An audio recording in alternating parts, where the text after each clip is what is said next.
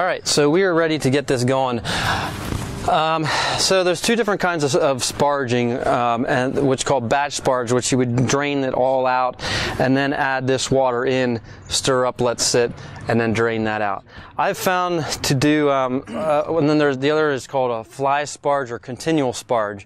I'm just going to do a continual sparge. It's easy, and we've done some classes before, and it seems like keeping it simple. It's almost like cutting corners, but efficiency-wise, it's done great. So what we're going to do is we're just going to start our flow going. Now, before we run it into our brew pot, we're going to want to recirculate the first probably about a gallon usually, because it's going to be a little gritty. So you'll kind of see that. So hopefully my false bottom has worked and we don't have anything plugged up. All right, so looks like it's coming. So we don't want to run it too fast,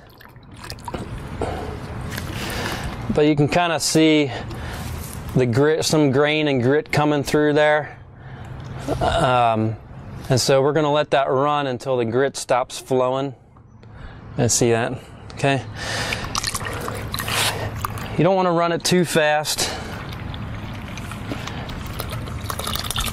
or it can the grain bed can compact and then gets potentially worst case scenarios. You have what's called a stuck sparge, where the grain just kind of everything just packs together and the water can't drain through or filter through. The grain bed at this point is being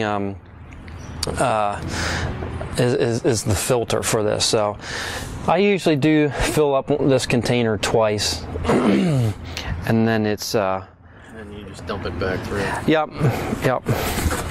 Actually, while that's filling, get that out of there. We don't need our thermometer anymore. So that held quite nicely. All right. Do you mind grabbing the lid for me?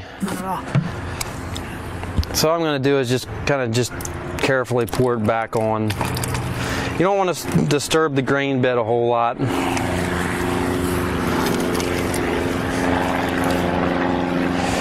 A lot more color in there than when we first started, huh?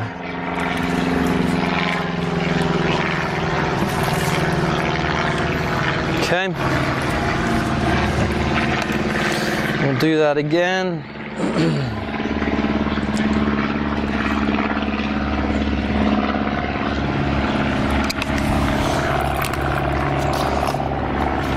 So you can see it's getting better already.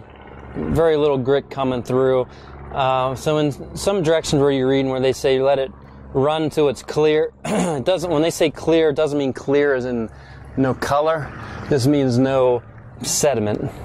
Generally, so at this point, judging by how it's running through down the side of the pitcher, I think we're going to be fine here. With if you have any indication that it needs to, the filtered grain bed needs to filter and just settle in a little more, you can just fill up another pitcher.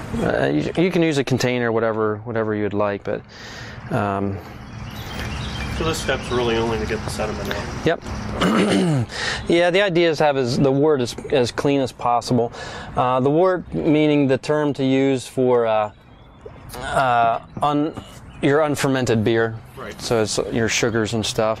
So if you want to, if you taste it now, it should be sweet. It is. Yummy.